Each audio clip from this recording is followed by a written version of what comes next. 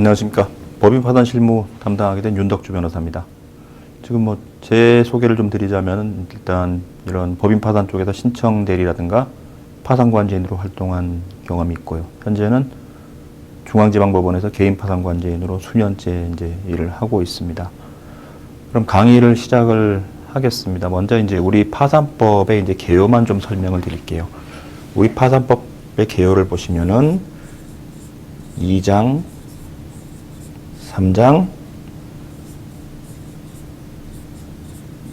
4장 이렇게 이제 규정이 되어 있습니다. 정확히는 이건 2장이라가 아니라 2편이겠네요. 2편, 3편, 4편. 그래서 2장이 이른바 회생, 3장이 이른바 파산 절차이고, 그리고 4편이 그 개인 회생 절차라고 얘기를 합니다.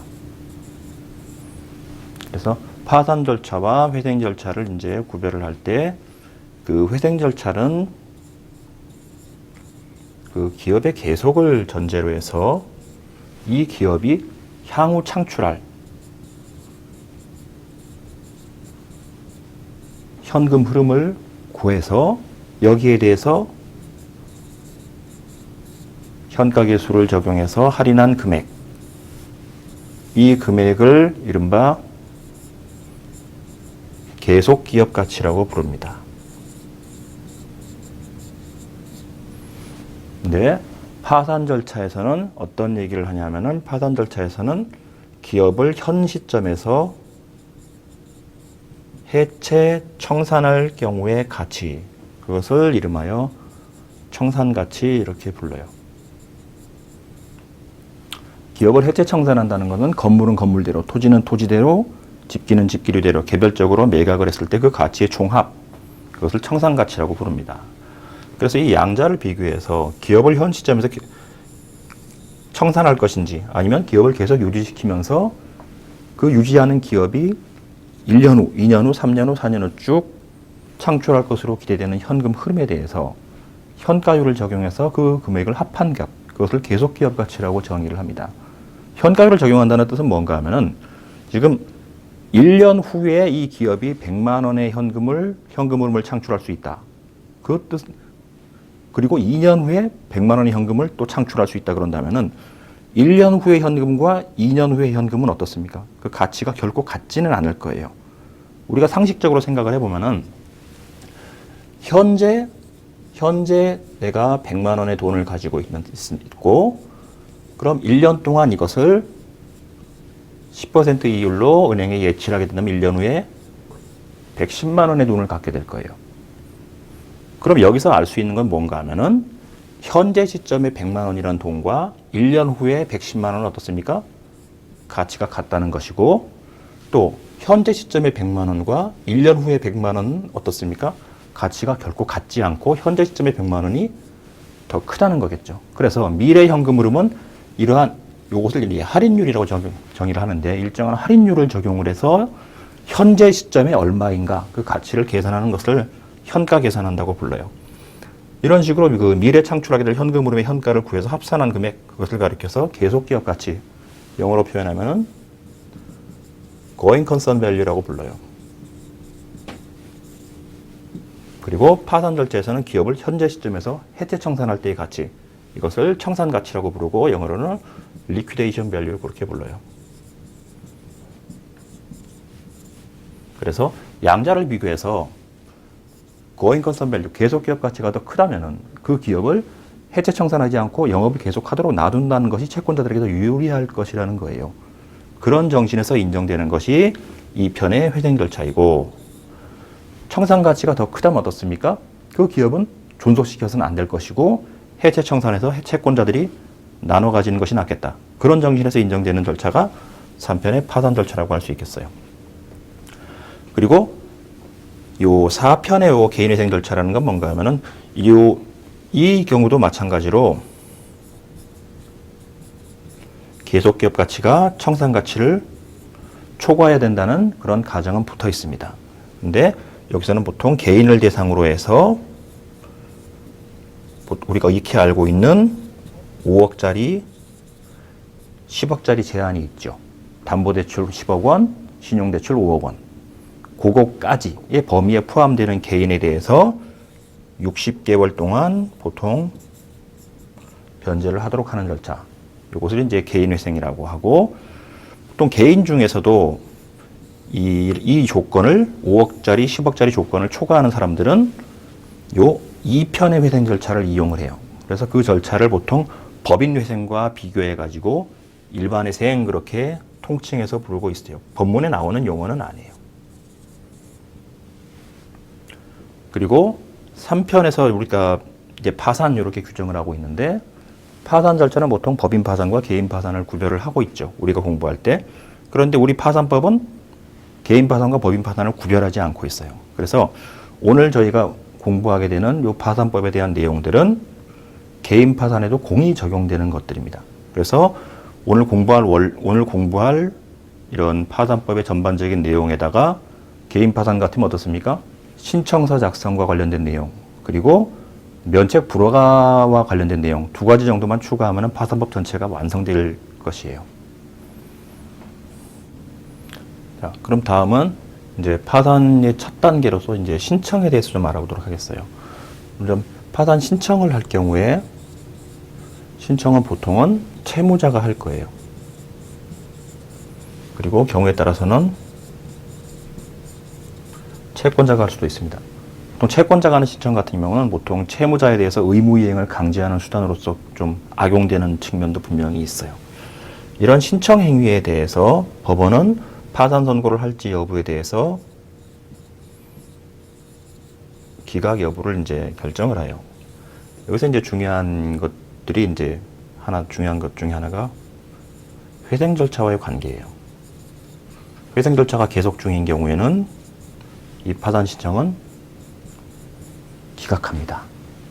그래서 회생 절차가 계속되어 있는 경우에는 파산 신청은 기각을 하고, 그리고 만약에 파산 선고 이후에 회생 절차가 진행될 경우에 개인회생 전제로 말씀드리면, 만약에 이게 개시가 된 경우, 변제 계획이 인가가 된 경우로 나눠서 말씀드리면, 개시가 되면 파산 절차는 정지되고, 인가가 된 경우 파산 절차는 실효된다고 설명을 하고 있어요. 이것들이 이제 그 파산 절차와 회생 절차의 기본적인 관계입니다. 즉, 회생 절차가 파산 절차보다는 우위에 있다. 그렇게 정리를 해두시면 되겠어요. 그리고 신청에 대해서 만약에 법원에 재판이 있으면은, 특히 이제 채권자가 신청한 경우에 대해서 채무자 측에서 뭐라고 이제 얘기를 할 수 있겠어요. 먼저 파산 선고 전 단계에서 여기에 대해서 기각 사유가 있다. 그렇게 강력하게 주장을 해야 되겠죠. 우리한테는 파산의 원인이 없다든가, 또는 이런 회생 절차가 우위에 있다는 법리를 이용해서 회생 신청을 하는 방법, 그런 것들도 채권자 파산 신청에 대한 대응 방법이라고 생각할 수 있겠어요. 그리고 선고 이후에는 만약에 파산 선고가 됐다면은 이 부분에 대해서는 항고로서 다툴 수가 있습니다.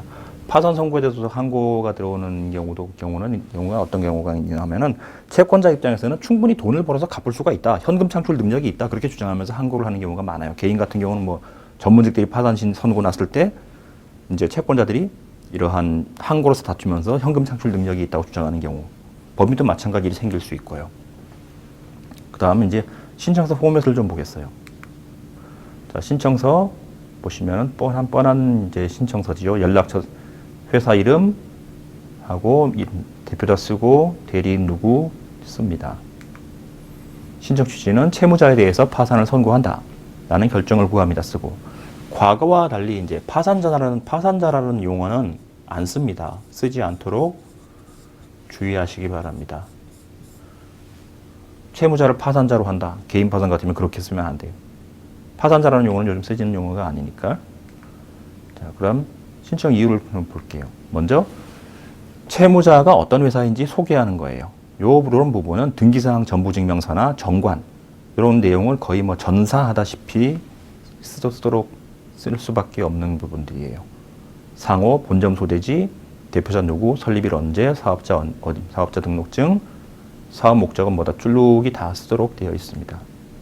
그리고 회사의 연역적인 사항, 지점 및 관계에서 현황. 그래서 우리 회사 같으면은 뭐 지금 우리가 보고 있는 요 포맷에서는 관계사는 없는 그런 사안입니다. 근데 보통 이런 관계사 같으면은 보통의 경우는 파산에 들어오는 이런 관계사들 같은 경우는 보통의 경우는 이 페이퍼 컴퍼니인 경우가 많아요. 페이퍼 컴퍼니인 경우가 많고, 가령 이제 수출을 많이 하는 기업 같으면은 이 홍콩이라든가 이런 해외에 그쪽 현지 업무를 처리하는 자회사를 두고 있는 경우들도 가끔 있어요. 실제로 자산은 없죠. 대신에 돈이 그 본사의 돈이 많이 글로 빠져나갔을 경우가 많아요. 그리고 이런 관계사들과 관련해서 중요한 거는 이제 이런 파산 신청한 채무자 회사의 자산이 이런 관계사 쪽으로 많이 빠져나갔다 그런다면 분명히 부인의 문제가 생길 수 있어요. 그리고 이런 관계사 같으면 분명히 특수관계인 아니냐 그런 의문이 생길 수 있고, 그래서 관계사 같으면은 이런 실질적으로 그 신청한 채무자 회사가 지배하고 있다고 보기 때문에 만약에 부인권과 관련된 문제가 생긴다면은 그 요건 인정이 좀 더 용이할 수 있을 거예요. 그다음에 본사 사무실 현황 소개합니다. 이제 임대 조건 얼마, 임대 보증금 얼마고, 관리비 차임 얼마고. 그래서 여기에 대해서 이제 이런 걸 쓸 때는 연체 차임 같은 게 이게 얼마인지도 이제 나중에 신청서에서는 다 밝혀주셔야 돼요. 법원 입장에서는 관심이 있는 거는, 법원의 입장에서는 관심이 있는 건 돈밖에 없어요. 돈밖에 없어. 당신네 회사를 털면은 돈이 얼마나 나오겠는가. 그거밖에는 사실 법원은 큰 관심은 없어요. 파산관계인도 마찬가지고. 그래서 요 파산 신청서는 재산관계 내용을 정확하게 정리해 주시는 게 가장 중요해요. 그리고 자본금 현황, 우리 회사의 자본금은 어떻고, 그리고 주권 발행 여부라든가 이런 우리 회사 주식이 이런 제3자에게 담보 제공되어 있는지 등등에 대해서 기재를 해 두시면 되겠어요. 그리고 주주 현황과 관련해서 이제 그 주주 명부를 제시를 하고 그 회사와의 관계, 그리고 지분율 같은 걸 꼭 밝혀주셔야겠어요. 이런 사람들은 보통 우리 파산법 관련해서 그쪽 시행령 쪽에 보시면은 그 특수관계자가 어떠한 사람들이 특수관계자다 그런 내용들이 나와 있거든요. 그 부분을 좀 참조를 좀 해보시기 바랍니다. 그리고 임원은 누구누구다.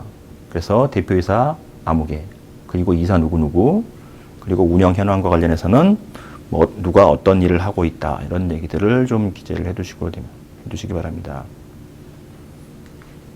그리고 회사의 주요 영업 활동으로는 무엇을 하고 있고, 그래서 뭐 관련 어떤 면허라든가 또 뭐 ISO 몇천 뭐 이런 인증 뭐 그런 것들까지 다 좀 기재를 해주시는 게 좋어요.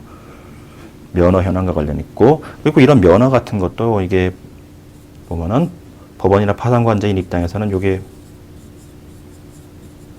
면허라는 것이 과연 양도 가능한 면허인지 그 부분에 대해서 좀 한번 그 신청서는 짚어주시는 게 좋아요. 그리고 지금 우리가 보고 있는 건 그 전문 건설업체인데, 건설사 같으면은 실적 양도가 가능한지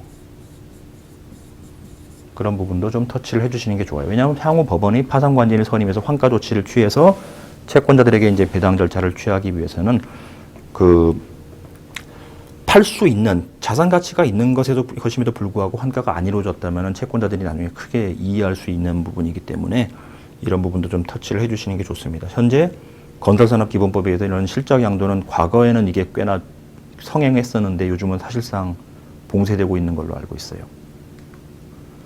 자, 그 다음에 소송 현황과 관련해서 현재 계속 중인 소송 내지 강제 집행 등이 있는데, 소송 같으면은 나중에 파산 선고 이후에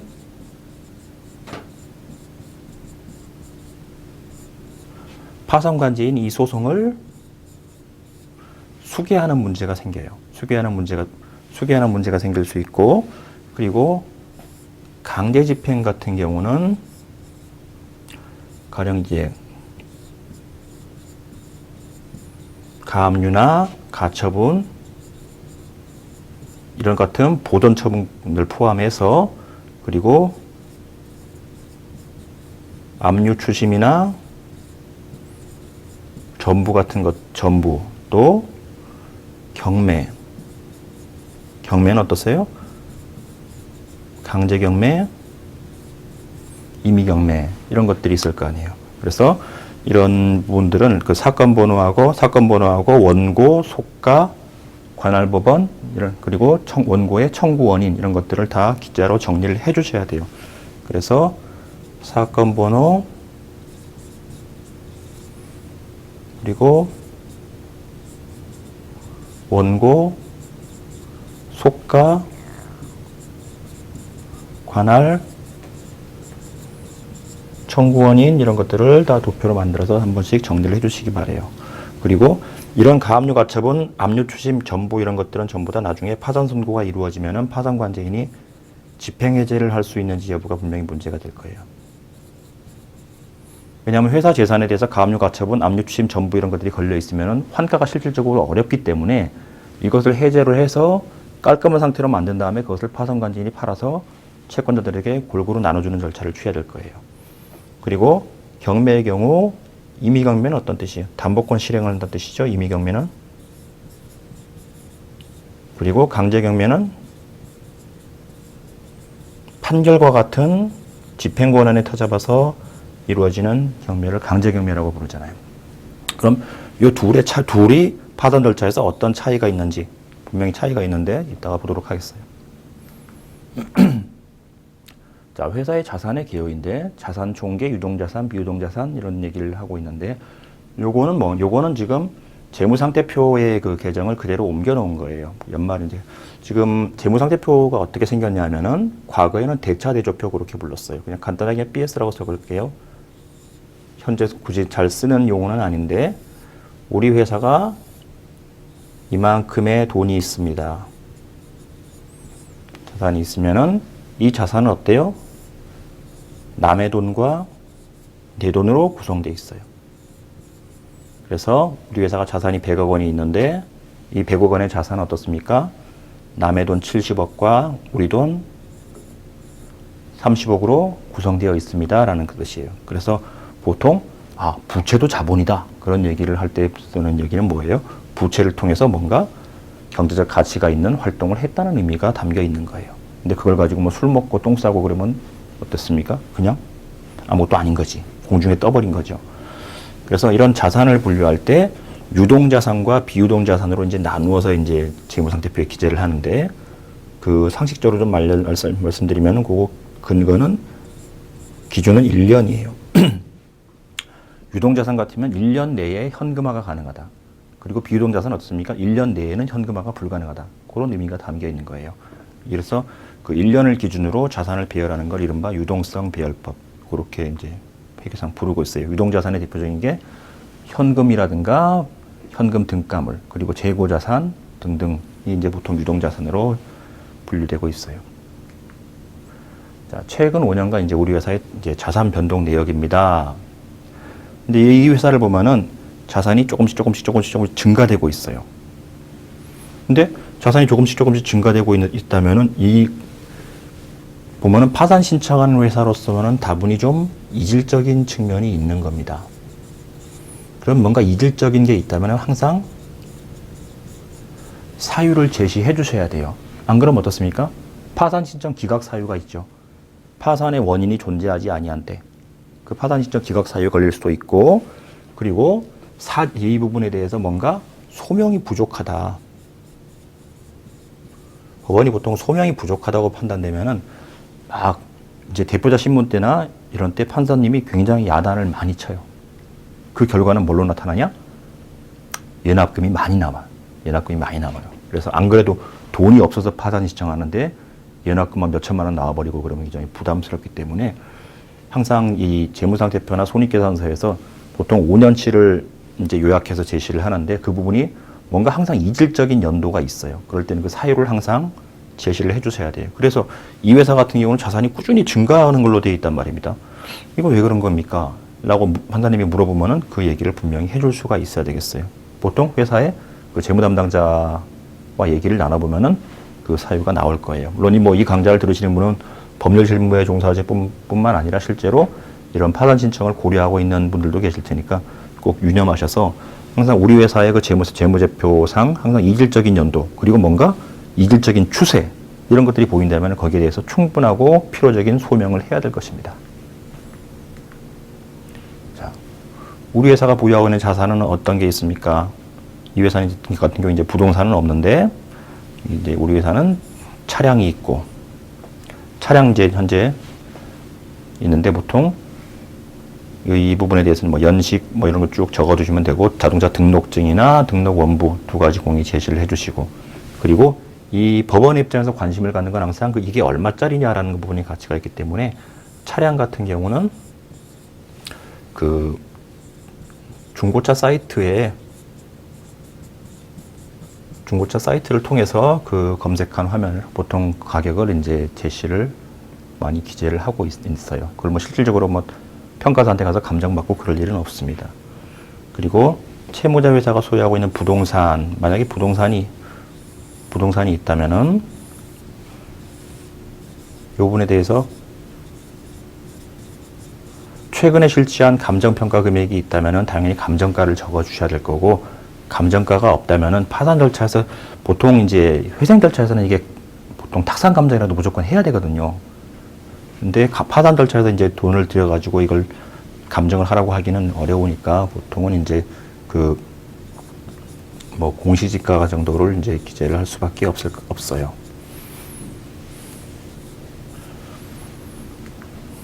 그리고 주요 유형자산 우리 회사 현황은 어떤 게 있다 이제 적어주셔야 되는데 이 회사가 보유하고 있는 자산의 그 같으면 주로 그 세무조정 계산서에 첨부되어 있는 그 감가상각자산 CV 명세서 이런 서식이 있을 거예요. 감가상각자산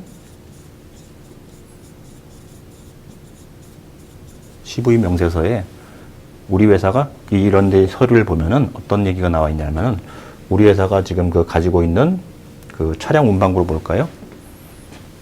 장부가가 지금 2,000원으로 잡혀 있어요. 장부가 지금 아까 우리가 앞에 봤던 예에서 차가 2대 있었잖아요. 차가 2대가 있어요. 그러면은 한 대 해서 대당 1,000원이 잡혀 있는 거예요. 대당 1,000원이 잡혀 있는 거예요. 야, 1,000원짜리 차네. 굉장히 싸구나. 이 말은 뭔가 하면은 이 회계나 세무상으로는 요 1,000원의 가격을 가리켜서 비만가액 그렇게 불러요.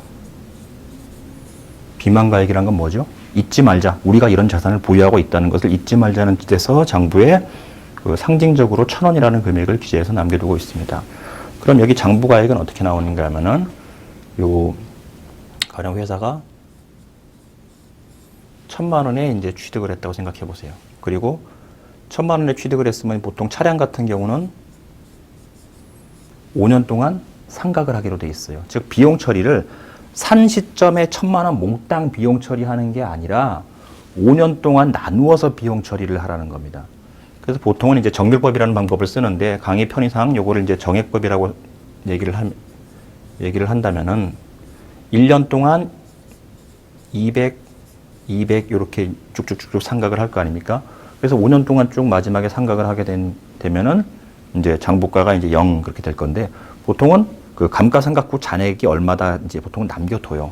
그렇기 때문에 뭐 장부가가 0이 되는 경우는 없고 그리고 설사 장부가가 상각 기간이 끝났다고 하더라도 비만가액으로 1,000원은 남겨두도록 돼 있어요. 그럼 요걸 좀 말씀드리면은 지금 1월 1일 날에 1,000원 주고 샀어요. 그래서 12월 31일 날 가서 어때요? 200만 원어치 감가상각이 털었으면 어때요? 이 회사 이 차량의 장부가액은 얼마야? 차량의 장부가는 800이 될 거예요. 그리고 2년 차에 가면 어떻게 되겠어요? 이 차량의 가액은 600이 될 거예요. 그래서 요게 재무상태 표현은 어떻게 표시를 했냐면은 그 차량 운반고 그렇게 불러. 차량 운반고라는 그렇게 써서 여기 이제 취득원가는 1,000만 원 주고 샀고 감가상각 누계라는 계정이 있어요. 이게 만약에 2년 차 같으면 어때요? 감가상각 누계가 얼마가 돼 있습니까? 400만 원이 돼 있죠. 감가상각 누계 400. 그래서 이 차량의 가치는 600. 그래서 600만 원이 지금 장부가가 되는 거예요. 그래서 지금 저 차량의 가치를 산 가격 그대로 1,000만 원으로 기재해 놓게 되면 어떻습니까? 실제는 1,000만 원짜리가 아닌데 1,000만 원을 계상해 놓은 거니까 자기 회사의 그 회사의 그 자산 상태를 부풀리게 되는 효과가 있는 거죠. 그래서 그렇게 하시면 안 되고 매년 일정 금액을 감가상각비로 떨어 주셔야 되겠다. 그럼 하나씩 우리 이 회사를 한번 볼까요? 지금 건설회사이기 때문에 건설공제조합이라든가 여긴 전기회사였으니까 전기공사 공제조합 이런 데다 출자증권이 있습니다. 이런 출자증권 같으면 보통은 지금 담보 설정이 돼 있어요. 돈이 없기 때문에 이 증권을 담보로, 이 출자증권을 담보로 해가지고 이런 조합들로부터 돈을 땡긴단 말이에요. 그래서 지금 담보대출이 쭉쭉쭉쭉 있어요. 그래서 실질적인 가치는 요만큼밖에 없습니다.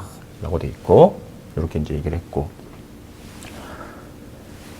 그리고 차량 운반구 중고차 사이트 시세를 참조하는 것이고, 여기 적어놨네요. 취득원가가 16416, 406원인데 내용 연수가 경과해서 각 1,000원의 비만가액만 적어놨습니다. 그리고 집기 비품 같은 거 지금 장부상으로는 253만 원 상당히 계상되어 있는데 사기는 780만 원 샀어요. 근데 파산 절차에서 이런 집기 비품 같은 거는 안 팝니다. 이런 재활용 센터 같은 데 얘기하면은 안 받아요. 놓을 자리 없다고 안 받아. 그래서 좀 환가 가능성이 좀 떨어지고 오히려 좀 수거 비용을 부담해야 되는, 그렇게 보면 좀 폐품 취급을 받는 경우도 많이 있어요.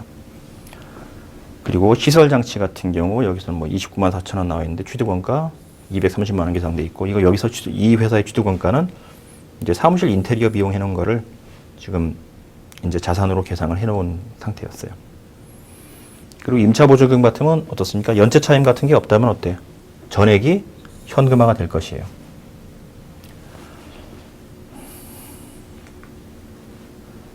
자, 그 다음에 우리 그 회사의 이런 자산 현황에 대해서 간략하게 보고를 해주고 있습니다.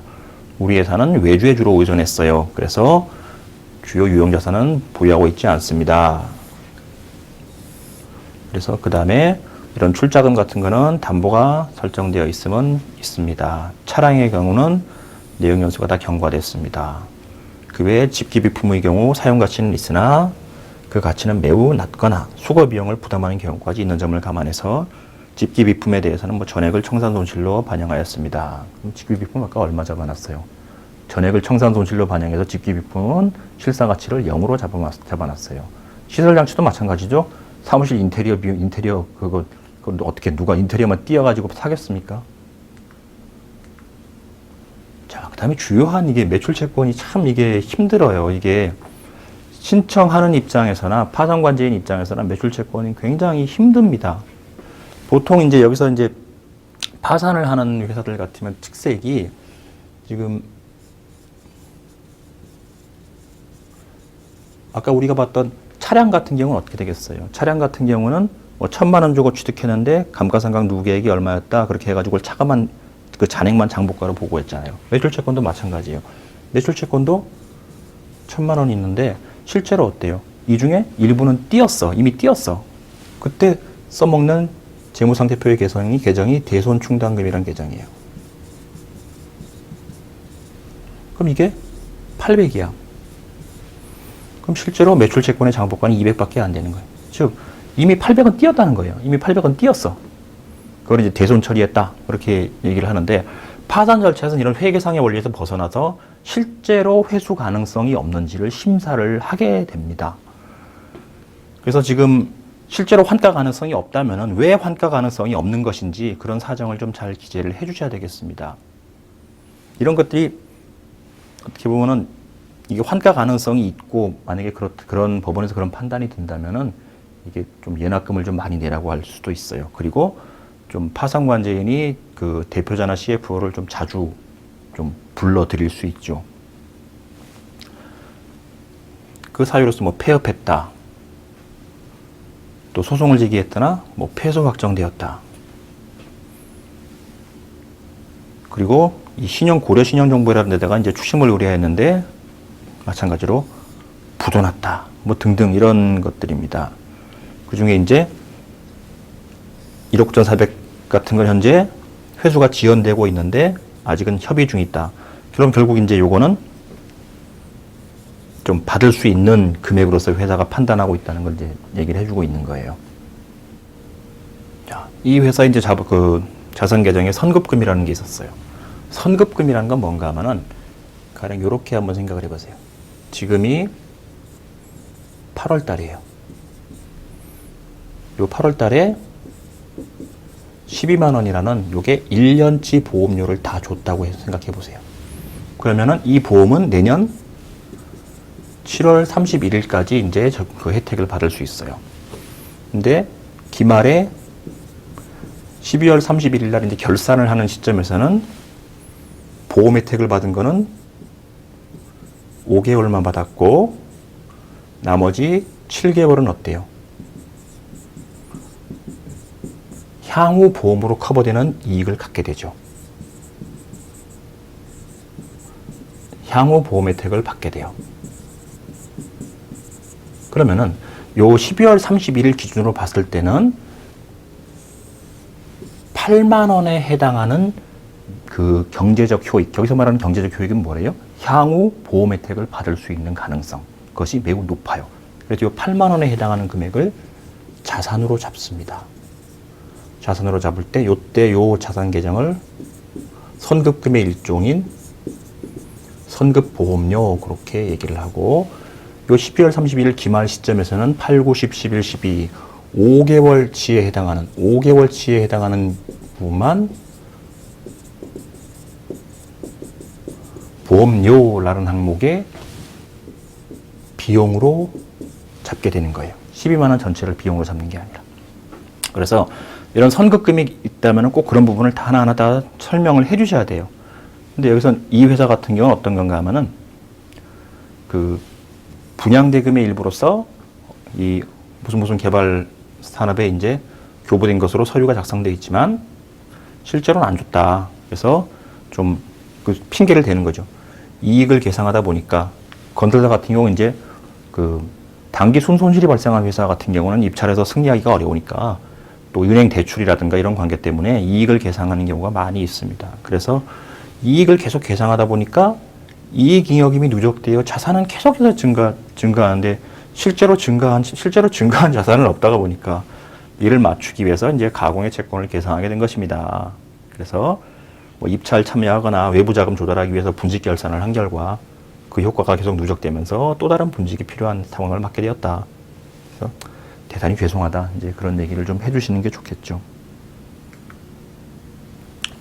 그리고 상품 및 원자재 현황 이런 건데, 지금 이것도 상품 및 원자재 현황 같은 거는 이게 좀 업종의 특성에 따라서 많이 좀 달라요. 근데 폐업을 전제로 하는, 폐업을 이제 파산 절차가 들어가면은 보통 그 파산 절차가 들어가 이제 선고가 나게 되면은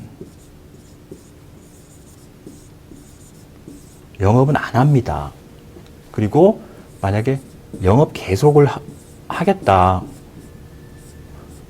영업 계속을 하겠다고 한다면 법원에 허가를 받아야 돼요. 파산 절차 들어가서 영업 계속을 하겠다고 한다면은.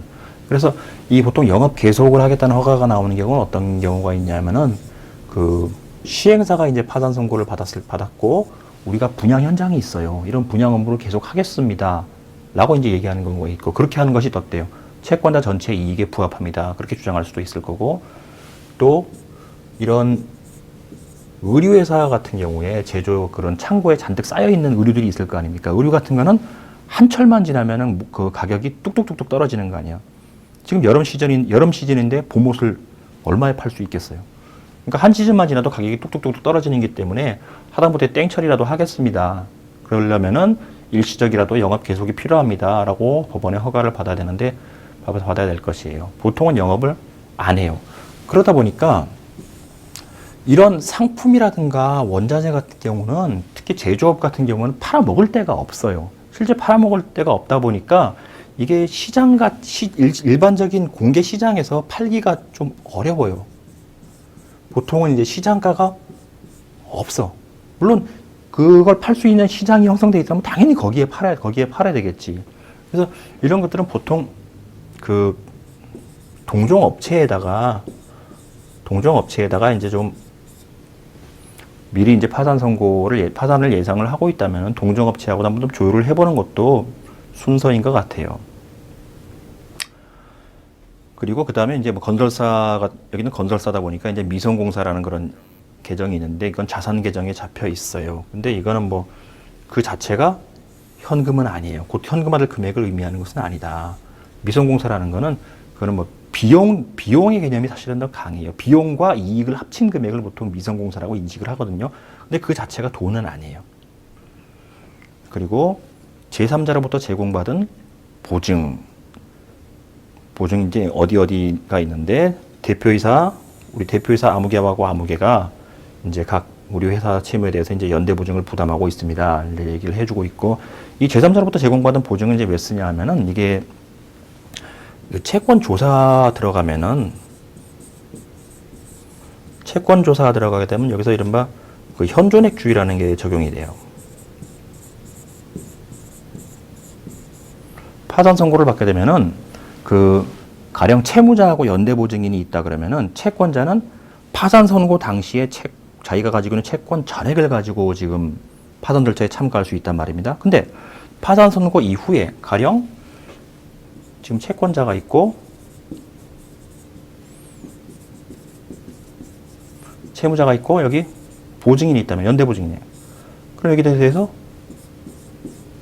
각각에 대해서 100을 청구할 수 있어요. 그럼 여기 채무자가 이제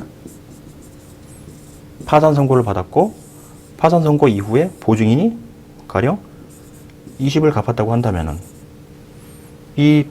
그 채권 조사 절차에서는 만약에 이 채권자가 100을 신고했을 경우에 100을 다 인정해야 되는 거냐 하는 문제가 생길 수 있어요.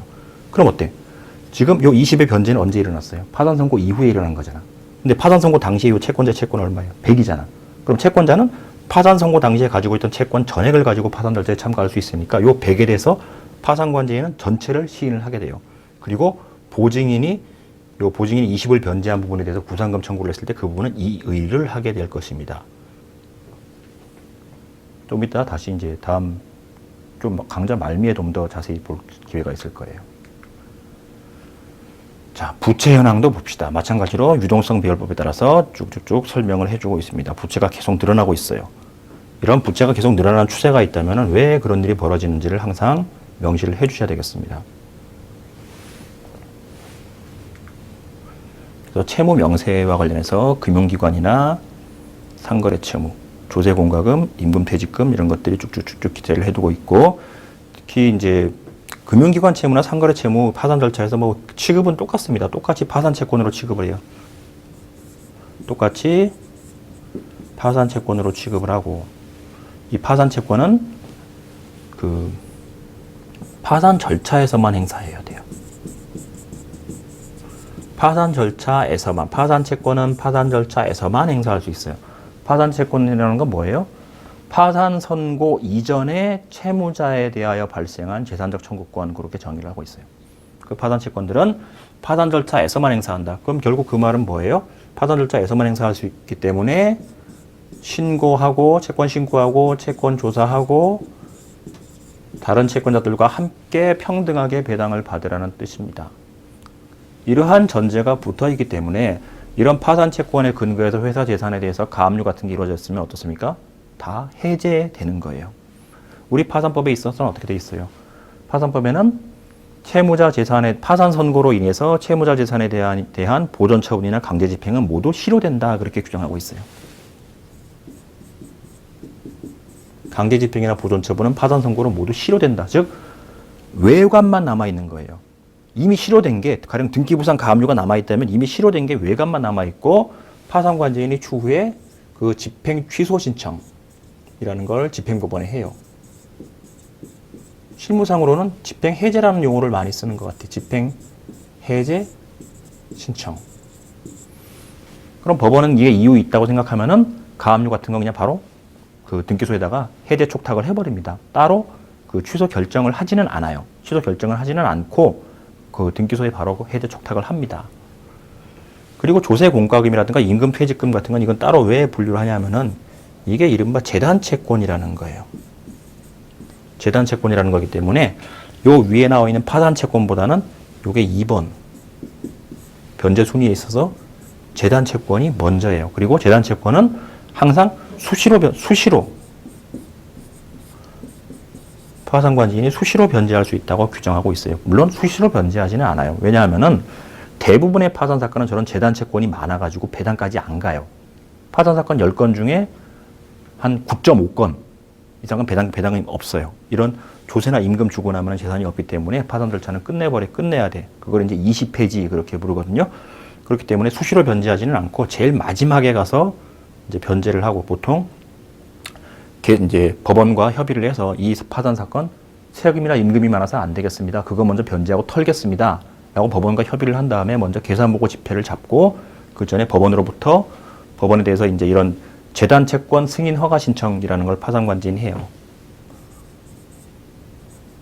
재단 채권 승인 허가 신청을 넣고 그 허가를 받아서 이제 법원에서 이제 임치금 계좌에서 돈을 인출해서 보통 같이 넣겠죠.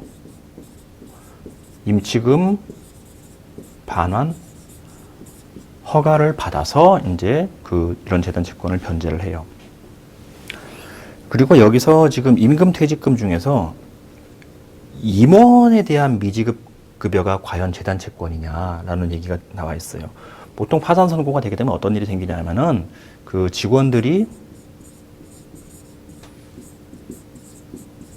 공단에 가서 뭘 해요? 체당금 신청을 하거든. 그럼 이 체당금 신청을 하고 그 요건이 되면은 그 체당금을 줄 거예요. 그 다음에 요 채무자에 대해서 요 체당금 상당액의 금액에 대해서 공단에서 채무자를 상대로 청구권 대위를 해요. 이른바 청구권 대위라는 걸 하게 되는데 요 공단의 이런 청구권 대위에 기한 채권도 마찬가지로 재단 채권이에요.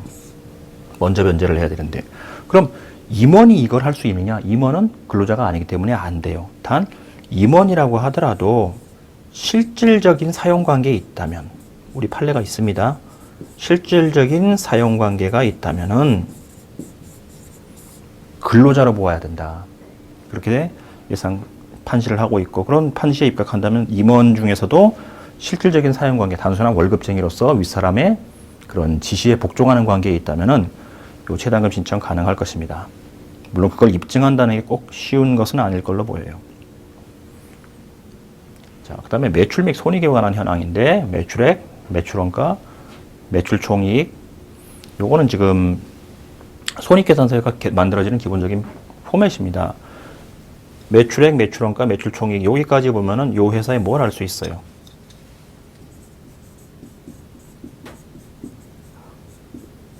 원가율이라는 걸 알 수 있겠죠. 그리고 판관비는 보통 여기서 판관비에서 제일 큰 항목을 차지하는 게 뭐 제조업체 같으면은 기계류 등에 대한 감가상각비라든가 종업원 급여 이런 것들이 제일 큰 포맷을 제일 큰 이제 그 비율을 형성하고 있어요. 그 다음에 영업의 수익이나 영업의 비용 같으면 요거는 보통 우발적인 금융활동이에요. 영업의 수익 같으면 어디 업체에다 돈 빌려주고 이자 받은 거. 영업외 비용 같으면 금융비용 나간 거. 그리고 당기 법인세 비용. 그런 다음에 당기 순이익을 인식하도록 되어 있는데 여기 보면은 쭉쭉쭉쭉 해마다 지금 이익이 나고 있고 해마다 이익이 늘어나고 있어요. 그런데 파산 신청했어. 그러면 당연히 그 이유를 소명을 해줘야 되죠. 원가 구조의 계속적인 악화로 인해 이익을 실현하지는 실제로는 못하고 있습니다. 그럼 이 부분에 대해서 신청 단계에서는 이제 이걸 단순한 소명으로 족하지만 파산 선고 이후에는 자, 한번 생각해봐요. 지금 11월 20일 날 신청했고 그 다음 연도 2월 1일까지 2월 1일 날 파산 선고가 났어요. 그러면은 요때부터 요때까지 요 변동 사항을 반영한 재무제표를 작성해서 제출해 줘야 돼요. 요걸 가리켜서 이제 청산재무제표 그렇게 부르고 청산재무제표라고 부르고 요런 청산재무제표를 작성할 때는 요런 그 분식 사항들을 다 제거한 분계를 해서 제출을 해 주셔야 되겠습니다. 그래서 실질적인 우리 회사의 자산이 요만큼입니다. 부채는 요만큼입니다. 이런 걸 해 주셔야 돼요. 그래서 소결론으로서 우리 회사는 지금 채무 초과 상태에 있습니다. 자산 얼마, 부채 얼마. 그래서 그 중에 이제 자산 중에서는 뭐 출자증권은 다 담보 설정되어 있어서 껍데기고, 그 외 자산들은 다 내용연수 경과했고, 그리고 그 선급금이라는 것도 말씀드렸다시피 가공이고, 부채 규모는 재무상태표상의 금액보다 더 많아요. 그리고 지금 점점 늘고 있어요. 월급도 못 주고 있기 때문에. 그래서 이런 사유들이 쭉 있기 때문에 우리가 지금 이제 채무 초과 상태인 경우에 애초에 PQ 심사에서 걸러지기 때문에 이런 경우에 지금 결국 좀 그런 일정 정도의 분식 회계는 불가피했다, 그런 얘기를 좀 하고 있습니다. 그리고 채무 초과 상황인 경우는 금융기관이 어때요? 기존 대출을 즉시 상환 청구를 할 수 있고, 즉시 상환 청구를 하거나 또 새로운 대출을 안 해주겠죠. 그리고 이사들도 지금 돈도 못 받고 있어요. 이런 얘기들을 해주면서 나름대로 지금 사업을 잘 해보려고 했는데, 사제까지 출연하면서 해보려고 했는데 안 됐습니다. 라는 얘기를 소결론으로 적었습니다. 파산 원인의 존재 및 파산을 일으키게 된 사정, 그래서 대내적인 요인으로서 한번 그 회사 상황을 잘 기재를 해주시고, 2000X1년도부터 현장 수익률의 감소와 다액의 미수금 발생 등등으로 지금 위험에 처해 있다. 그 밖에 확실시되던 해외 공사가 차일피일 미루어지고 있고, 그리고 미수금 같은 것도 지금까지 받지 못하고 있다. 이런 얘기들. 그래서 외상 매출금을 적시에 회수하지 못하면서 외상 매입처에 대한 대금 지급도 불규칙적이고, 거래처의 관계도 악화되고 참 힘듭니다. 그러니까 이 돈 거래의 기본은 줄 돈은 늦게 주고 받을 돈은 빨리 받고, 이게 돈 거래의 기본이거든요. 근데 망하는 회사들은 그것들이 다 거꾸로 되고 있습니다. 줄 돈은 쭉쭉 빠져나가고 받을 돈은 못 받고, 그러면 이제 이런 걸 하게 되는 거죠. 그 밖에 대외적인 요인으로서 매년 건설 경기가 악화돼야 서브프라임 모기지 사태 이런 거 막 요즘 많이들 들고 있죠. 그럴 때 그걸 견디면서 한번 해봤는데도 안 됐다. 그때 워낙에 타격을 많이 받았고, 그런 얘기를 하고 있고, 특히나 전문 건설업 같은 경우는 되게 업체들이 많이 열악해요. 일반 종합하고 틀려서.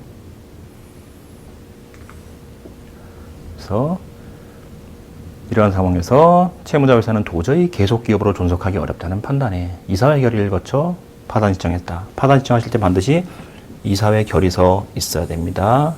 근데 이 부분에 대해서는 좀 의문이 좀 있는 게, 지금 회사의 실질적인 주인이라고 할 수 있는 주주라든가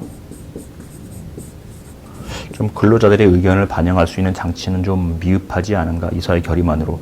결국은 회사의 그 경영을 완전히 폐지한다는 그런 중대한 의사결정인데, 이사회 결의만으로 좀 족하다고 보는 것이 좀 온당한 것인지 좀 의문은 좀 있어요. 그 다음에 소명 자료를 여기 하나만 적었습니다만 쭉 늘어줍니다. 그리고 소송 위임장 적고, 이건 이제 수원에 제가 넣었던 사건인데, 수원지방법원 파산부 기중 이렇게 적었어요. 예, 여기까지 지금 파산 신청과 관련된 그런 내용들을 살펴봤습니다. 다음 강의에서 뵙겠습니다.